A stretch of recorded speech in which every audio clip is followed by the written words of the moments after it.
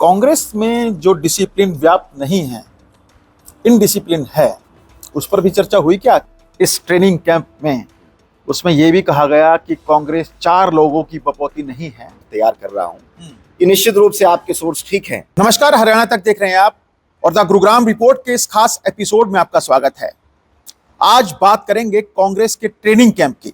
अभी हाल ही में कांग्रेस का ट्रेनिंग कैंप आयोजित किया गया था। तमाम जिला अध्यक्ष उस ट्रेनिंग कैंप में मौजूद थे। क्या कुछ खास रहा उस ट्रेनिंग कैंप में?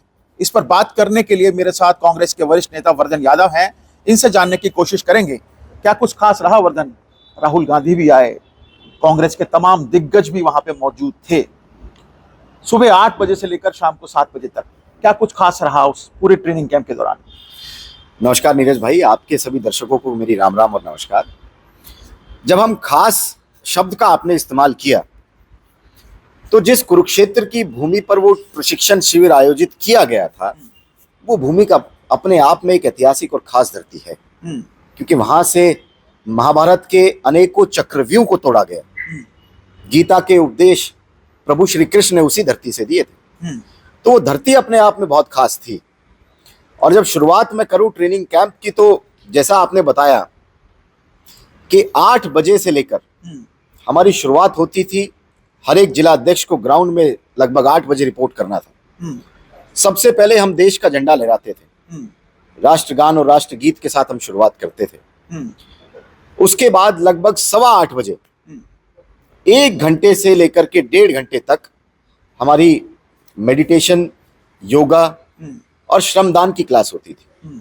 श्रमदान करने के बाद, जलपान लेने के बाद 11 बजे हमारा हर रोज दिनचर्या सेशन की शुरू होती थी और 11 से 7 तक लगातार 10 दिन देश के ज्वलंत मुद्दों के ऊपर चर्चा बहुत विस्तार से होती थी और कोई ना कोई सेशन में बड़े नेता, बड़े वक्ता आकर के हमें उसका प्रशिक्षण देते थे। अब मैं शुरुआत में आपको बताऊं तो पहले दिन की जो हमारी शुरुआत हुई वो 1857 की क्रांति से लेकर, देश के स्वतंत्रता आंदोलन से लेकर और भारत निर्माण में कांग्रेस पार्टी की कितना बहुमूल्य योगदान इस देश के इतिहास ने देखा है, वो पूर्ण रूप से एक एक कार्यकर्ता को, जिला अध्यक्षों को बताया गया।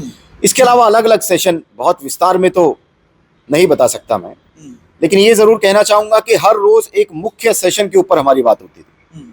जैसे अर्थव्यवस्था और जीडीपी को लेकर प्रवीण चक्रवर्ती जी ने एक दिन हमारे साथ गहन चर्चा की। अग्निवीर और सेना के मुद्दों को लेकर कर्नल रोहित चौधरी जी, जो हमारे एक्स सर्विसमैन डिपार्टमेंट के चेयरमैन है, उन्होंने हमें बहुत अच्छे से क्यों पुलवामा हुआ, कैसे बालाकोट हुआ, पहलगांव की क्या हकीकत है, सिंदूर ऑपरेशन की क्या हकीकत है, वो सभी कार्यकर्ताओं को बताई। इसी प्रकार से एग्रीकल्चर के ऊपर, किसानी के ऊपर हमारे नेता चौधरी भूपेंद्र सिंह हुड्डा जी ने, चौधरी रणदीप सिंह सुरजेवाला जी ने सेशन लिए और हर रोज ये सेशन का सिलसिला चलता रहा। एक दिन अलका लांबा जी आई, जो हमारी महिला कांग्रेस की अध्यक्ष हैं। उन्होंने महिलाओं के बारे में, महिलाओं के मुद्दों के बारे में गहन चर्चा की। देश के संविधान को लेकर, देश में किस प्रकार से दलितों का, पिछड़ों का, आदिवासियों का, अल्पसंख्यकों का जो उनके हितों की लड़ाई ये सरकार नहीं लड़ रही, जो उनका शोषण कर रही है, सचिन राव जी ने उसके ऊपर बहुत अच्छा सेशन दिया। तो इस प्रकार से 10 दिन की प्रक्रिया हमारी चलती रही। यानी डिसिप्लिन से शुरुआत हुई। कांग्रेस में जो डिसिप्लिन व्याप्त नहीं है, इनडिसिप्लिन है, उस पर भी चर्चा हुई क्या कि कांग्रेस को कैसे डिसिप्लिन में लाया जाए, कैसे कांग्रेसी नेताओं को डिसिप्लिन में लाया जाए? कोई कुछ भी बयान दे रहा है, कोई राजनीतिक मंच पर कुछ बोल रहा है जिसके कारण सत्ता गई आपकी। देखिए, निश्चित रूप से नीरज भाई, मैं मानता हूं कोई भी छोटे से छोटा परिवार तभी तरक्की कर सकता है जो वो परिवार अनुशासन में बाध्य हो। तो अनुशासन किसी भी व्यक्ति विशेष के लिए, किसी भी समाज के लिए और किसी भी राजनीतिक दल के लिए अनुशासन एक महत्वपूर्ण कड़ी है।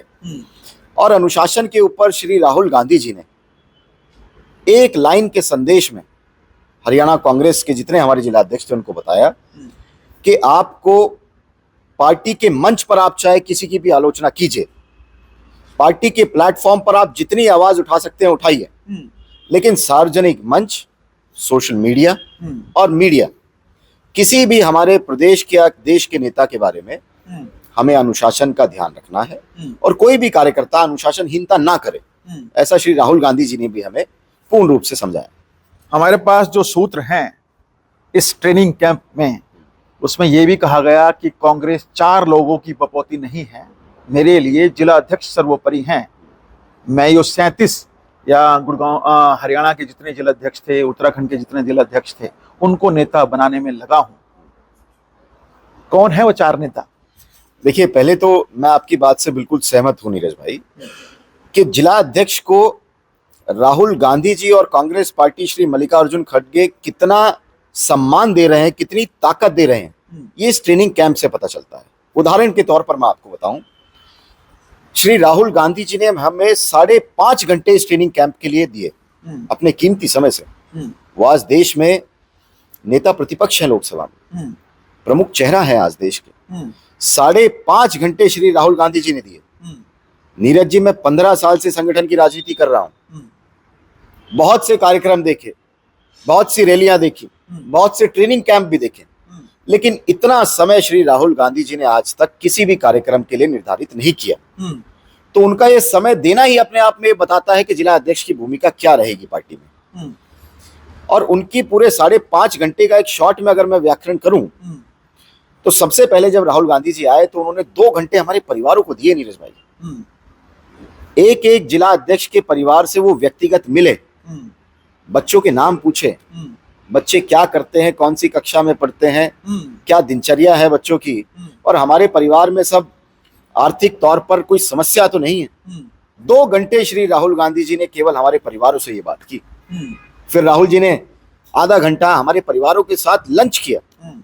दोपहर का भोजन करने के बाद फिर 3 घंटे जो चर्चा आपने की कि मैं 33 लोगों को, 33 नए चेहरे मैं हरियाणा के अंदर तैयार कर रहा हूं, ये निश्चित रूप से आपके सोर्स ठीक हैं। राहुल जी ने कहा क्योंकि जिला अध्यक्ष आज एक महत्वपूर्ण कड़ी है पार्टी की। सबसे बहुमूल्य योगदान आने वाले समय में, चाहे वो चुनाव से लेकर के संगठन की राजनीति का किसी का रहेगा, तो जिला अध्यक्षों का रहेगा। परिवार के साथ राहुल गांधी ने लंच किया, लेकिन जब भी कांग्रेस के कार्यक्रम होते हैं, कांग्रेस के जो तमाम विधायक हैं, सांसद हैं, वो दूरी बनाकर रखते हैं। एक स्पेशल उनके लिए कमरा निर्धारित कर दिया जाता है कि सर आपने लंच यहाँ पे करना है, कार्यकर्ता कहीं और लंच करेंगे। इसको लेकर भी क्या कुछ दिशा निर्देश दिए कि कांग्रेस के सांसदों को, विधायकों को ये सोचना पड़ेगा, ये सुनिश्चित करना पड़ेगा कि जिला अध्यक्षों के साथ साथ कार्यकर्ताओं की भी सुध लें, वीआईपी कल्चर से बाहर निकले, सड़क पर आकर काम करने की जरूरत है।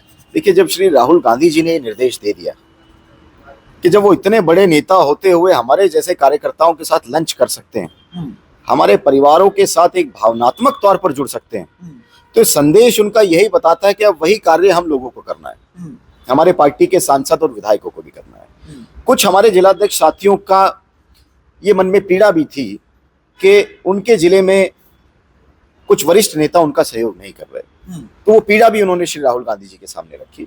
और मुझे लगता है कि आने वाले समय में आपको कांग्रेस में बहुत बड़े बदलाव दिखेंगे अनुशासन के तौर पर, और हर एक व्यक्ति कांग्रेस की एक लाइन पर श्री मल्लिकार्जुन खड़गे जी और श्री राहुल गांधी जी के निर्देश पर हरियाणा के अंदर तो आपको कम से कम दिखेगा। राहुल गांधी जी ने क्या कुछ गुर सिखाए जिला अध्यक्षों को? आपने कहा 2-2.5 घंटे परिवारों के साथ थे, लेकिन 2-2.5 घंटे आपके साथ भी थे, तो क्या कुछ वो महत्वपूर्ण बातें थी, क्या कुछ वो महत्वपूर्ण मुद्दे थे जिनके लिए वो जिला अध्यक्षों के बीच में आए और ये कहा कि 37 जिला अध्यक्ष तैयार कर रहा हूं, 4 लोगों की बपौती नहीं है कांग्रेस?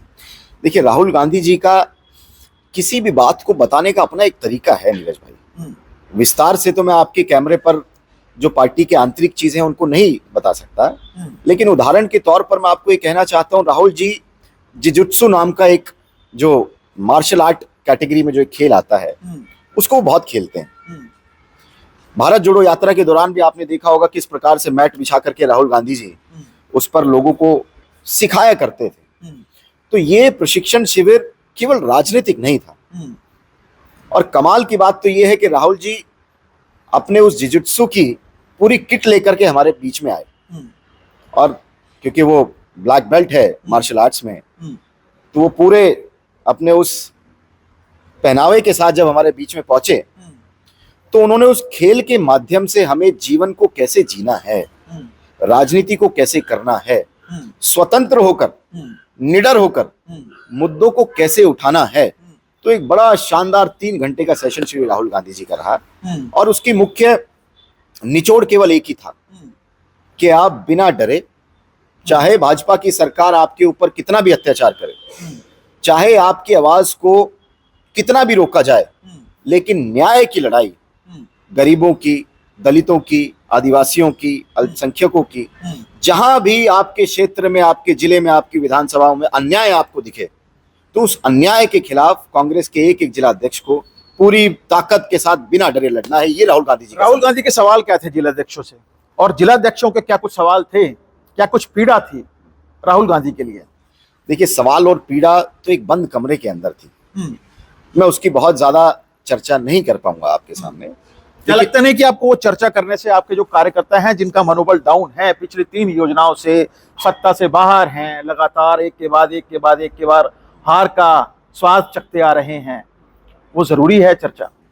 उस चर्चा के लिए हमें श्री राहुल गांधी जी ने और ट्रेनिंग टीम ने एक निर्देश दिया कि आप यहां से जाने के बाद अपने अपने जिले में इस महीने या अगले महीने 2 से 3 दिन का प्रशिक्षण शिविर अपने कार्यकर्ताओं के लिए आयोजित कीजिए, और उस प्रशिक्षण शिविर के अंदर हम अपने कार्यकर्ताओं में जो जोश हमारे अंदर श्री राहुल गांधी जी ने भरा है, वही जोश हम अपने कार्यकर्ताओं को भरेंगे।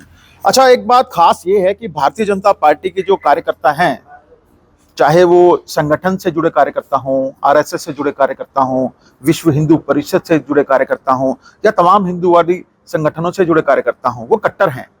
कांग्रेस के कार्यकर्ता कट्टर नहीं हैं। क्या वजह है? क्या इस कट्टरता पर भी बातचीत हुई वहां पे कि अपने कार्यकर्ता इस तरह से बनाए कि वो छोड़कर ना भागें? जैसे बिहार के अंदर अभी आपके 6 विधायकों की बात चल रही है कि 6 विधायक छोड़कर दूसरे पाले में जाने को तैयार। देखिए, ऐसा नहीं है। कांग्रेस का कार्यकर्ता अपनी पार्टी के लिए समर्पित है। मैं कट्टर शब्द का इस्तेमाल नहीं करूंगा। कट्टरपंथी किसी भी धर्म के लिए, किसी भी नहीं, पार्टी के लिए कट्टर होना तो अच्छी बात है ना। पार्टी के लिए हम समर्पित हैं, उसमें भी मैं कट्टर भाव का इस्तेमाल नहीं करूंगा। पार्टी के लिए हम पूर्ण रूप से तन मन धन से समर्पित हैं, और कांग्रेस का एक एक कार्यकर्ता समर्पित है। लेकिन आप ये बताइए नीरज जी, जिन नेताओं की आपने बात करी, हमारी लड़ाई केवल भारतीय जनता पार्टी, आरएसएस, हिंदू परिषद या बजरंग दल से नहीं है। हमारी लड़ाई चुनाव आयोग से भी है, हमारी लड़ाई ईडी, सीबीआई, इनकम टैक्स जैसी संस्थानों से भी है, जो निरंतर एक एक करके हमारे नेताओं को, कार्यकर्ताओं को टारगेट कर रही है। तो हो सकता है कि कुछ लोग, जैसा राहुल जी ने कहा कि न्याय की इस लड़ाई में कुछ लोग निडरता के साथ खड़े नहीं हो पाए, लेकिन जो खड़े हैं उनका स्वागत है। और जिस भाजपा की भी आप बात कर रहे हैं, उस भाजपा में भी हम बहुत बयानबाजियां देख रहे हैं। आप ही के चैनल के माध्यम से हमने देखा कि कितनी जूतम बाजारी इस पार्टी के अंदर आज के दिन है। अच्छा, इस ट्रेनिंग कैंप के बाद बदलने क्या वाला है? जिलाध्यक्ष क्या कुछ बदलने वाले हैं हरियाणा में, उत्तराखंड में, हिमाचल प्रदेश में, या देश भर में?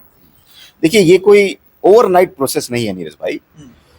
किसी भी संगठन को एक नई दिशा देने के लिए समय लगता है। 12 साल के बाद आज कांग्रेस का संगठन तैयार हुआ है। संगठन तैयार होने के बाद 10 दिन का प्रशिक्षण हुआ है। प्रशिक्षण के बाद हमें जो कार्यशैली बताई गई है, चाहे वो अनुशासन की हो, ब्लॉक, मंडल और बूथ स्तर तक हमें अब नया संगठन तैयार करना है। जो इसमें परफॉर्मर साबित होंगे, जो लोग आने वाले 6 महीने में, 9 महीने में अच्छा काम करेंगे, श्री राहुल गांधी जी उन्हें समय समय पर बुला करके उनकी परफॉर्मेंस का मूल्यांकन भी करेंगे और उनको रिवॉर्ड भी देंगे। ये जो ब्लॉक अध्यक्ष की बात कर रहे हैं, ये प्रदेश अध्यक्ष डिसाइड करेंगे, या जिलाध्यक्षों को पावर दे दिया कि आप ही ब्लॉक बनाइए, आप ही जिला में अपना संगठन तैयार कीजिए, आप ही ऐसे कर्मठ कार्यकर्ताओं को सामने लाइए जिनकी जरूरत है कांग्रेस को? देखिए, ऐसा नहीं है। मैं ये नहीं कह सकता कि जिला अध्यक्ष ही सारे ब्लॉक बनाएंगे या प्रदेश अध्यक्ष ही सारे ब्लॉक बनाएंगे। ब्लॉक अध्यक्ष बनाने का एक पैमाना रहेगा, उस ब्लॉक का जातिगत समीकरण, कांग्रेस के प्रति उस व्यक्ति की कितनी निष्ठा है, कितना पुराना कांग्रेसी परिवार है, और आने वाले समय में अपने आप को कितना काबिल स्थापित कर सकता है। ये एक भूमिका पर हम ब्लॉक अध्यक्ष बनाएंगे। रिकमेंडेशन प्रदेश के नेताओं से भी आएगी, जिले के नेताओं से भी आएगी। तो एक अच्छा समन्वय बना करके बेहतर से बेहतर हम ब्लॉक की टीम, जैसे जिलाध्यक्ष हमारे बहुत अच्छे आए हैं, ऐसे ही ब्लॉक अध्यक्ष भी आने वाले समय में परफॉर्मेंस बेसिस पर ही शानदार टीम आएगी। अब बात कर लेते हैं, दक्षिण हरियाणा से आते हैं। और दक्षिण हरियाणा में आजकल राजनीति गरमाई हुई है। इस ठंड के मौसम में राजनीति की गर्माहट देखने को मिल रही है। दो दक्षिण हरियाणा के दिग्गज नेता, एक केंद्र में मंत्री हैं और एक कैबिनेट में मंत्री हैं, ये दोनों दिग्गज नेता एक दूसरे पर वार पलटवार करते नजर आ रहे हैं। आप कैसे देखते हैं इन बयानों को, दक्षिण हरियाणा के लिए खास तौर पर? नीरज भाई, वैसे तो इनकी पार्टी का अपना आंतरिक मामला है, लेकिन इतना जरूर कहना चाहूंगा कि जो पार्टी अपने आप को विश्व की सबसे बड़ी अनुशासित पार्टी होने का ढोंग रचती थी, आज उसके नेताओं में एक दूसरे को नीचा दिखाकर आपस में पगड़ी उछालने की होड़ मची हुई है। इनकी कथनी और करनी में कितना अंतर है नीरज भाई, इन बयानों से पता लगता है। एक व्यक्ति कहते हैं कि मैंने 2009 में इनकी जमानत जब्त कर दी थी, और फिर दूसरे कहते हैं कि मेरी तो राजनीतिक शुरुआत इनको हरा करके हुई। फिर एक पलटवार करके ये कहते हैं कि सबसे भ्रष्ट मंत्री है, 55 दिन ये जेल में भ्रष्टाचार के मुद्दे की वजह से रहे। फिर दूसरे कहते हैं कि बुढ़ापे की वजह से इनकी याददाश्त चली गई, इनको कुछ याद नहीं है। तो इस प्रकार के बयान शर्मनाक बयान। और इतिहास की वो दो पंक्तियां मुझे याद आती हैं कि जब रोम जल रहा था तो नीरो बांसुरी बजा रहा। बांसुरी कौन बजा रहा है दोनों में से? एक नेता चंडीगढ़ में बैठ करके बांसुरी बजा रहे हैं और एक दिल्ली में बैठ करके बांसुरी बजा रहे हैं। आपकी जनता, आपके दर्शक समझते हैं। नीरज भाई, आज गुड़गांव में इतने ज्वलंत मुद्दे हैं, आप इनसे पूछिए कि रामगढ़ भगवानपुर की जमीन पर अस्पताल कब बनेगा, तो इनके पास जवाब नहीं है। आप इनसे पूछिए मानेसर टोल टैक्स के नाम पर सरकार की अवैध वसूली कब कम होगी, कब खत्म होगी, इनके पास जवाब नहीं है। आप इनसे पूछिए कि धारवेड़ा में और मसानी बैराग में वो प्रदूषित पानी लोगों की जान लेना कब कम करेगा, इनके पास जवाब नहीं है। कूड़े की, जल भराव की, प्रदूषण की, ट्रैफिक की इतनी समस्याएं हैं गुड़गांव में, लेकिन इनके पास उसका कोई जवाब नहीं मिला। केंद्रीय मंत्री की बेटी जो भी कैबिनेट मंत्री में है, स्वास्थ्य मंत्री हैं, ये उनका कहना है कि उनके पिता दक्षिण हरियाणा की राजनीति की रीढ़ हैं और कार्यकर्ताओं की वजह से वो रीढ़ आज भी मजबूत है। देखिए, मैं मानता हूं कि एक लंबा इतिहास उनका राजनीति में रहा है, लेकिन रीढ़ की जो आपने बात करी ना नीरज जी, रीढ़ है हमारे दक्षिणी हरियाणा की भोली भाली जनता, जो 4.5 साल बाद वो नेता नहीं दिखते लोगों के बीच में, फिर भी उन्हें वोट देकर के जितवा देती है। रीढ़ वो जनता है। लेकिन इन बयानों की वजह से, इनके नेताओं की कार्यशैली की वजह से अब कहीं ना कहीं वो रीढ़ खिसक चुकी है। इस चुनाव में भी आपने उदाहरण देखा होगा, केवल 12 दिन पहले आए कांग्रेस पार्टी के प्रत्याशी 70,000 के मार्जिन से चुनाव हारे। अगर कांग्रेस का संगठन होता, थोड़ा और समय मिल गया होता, तो ये रीढ़ भी इस बार ध्वस्त हो गई। राज बब्बर ने कहा था, मैं सपनों के शहर से उम्मीदों के शहर में आया हूं, यहीं बसूंगा, लेकिन चले गए फिर यहां से। कार्यकर्ताओं की तमाम उम्मीदों को अपनी उम्मीदों के साथ मिलाकर सपनों के शहर में फिर वापस चले गए। देखिए, राज बब्बर जी एक बड़ा चेहरा है, तो जहां भी पूरे देश में कांग्रेस को उनकी जरूरत होती है, तो उनके चेहरे को इस्तेमाल भी किया जाता है प्रचार में। और हाल ही में मुझे पता लगा कि उनकी सेहत भी अभी ठीक नहीं है। उन्होंने अपना दोनों घुटनों का ऑपरेशन भी कराया है, तो थोड़ा समय लगेगा, लेकिन राज बब्बर जी हमारे बीच में हैं और रहेंगे। तो ये मेरे साथ कांग्रेस के वरिष्ठ नेता वर्धन यादव हैं, जिन्होंने पूरा लब्बो-लुआब बताया कि 10 दिन के इस ट्रेनिंग कैंप में हुआ क्या। और उसके बाद जब कांग्रेस के सीएलपी लीडर राहुल गांधी वहां पे पहुंचे, 4 से 5 घंटे बिताए, एक साफ निर्देश था कि कांग्रेस 4 नेताओं की बपोती नहीं है। वो 4 नेता कौन हैं? जनता जनार्दन आप हैं, आप भी जानते हैं कि कांग्रेस के वो कौन से दिग्गज हैं जिनकी धुरी के आसपास ये कांग्रेस घूम रही है और 3 योजनाओं से सत्ता से दूर है। इससे पहले भी कांग्रेसी राहुल गांधी हरियाणा में आए थे चुनाव की हार के बाद, लेकिन हार के कारणों को जब सामने रखा गया तब भी फटकार लगाई थी। और आज जब ये कुरुक्षेत्र की पंजाबी धर्मशाला में राहुल गांधी पहुंचे थे, तब भी फटकार लगाई कि 4 नेताओं के इर्द गिर्द मैं कांग्रेस को नहीं चलने दूंगा। 37 नेता तैयार कर रहा हूं, इन्हीं नेता बनाऊंगा और कांग्रेस की बागडोर थमाऊंगा। कैमरामैन प्रवीण कुमार के साथ नीरज वशिष्ठ, गुरुग्राम, हरियाणा तक।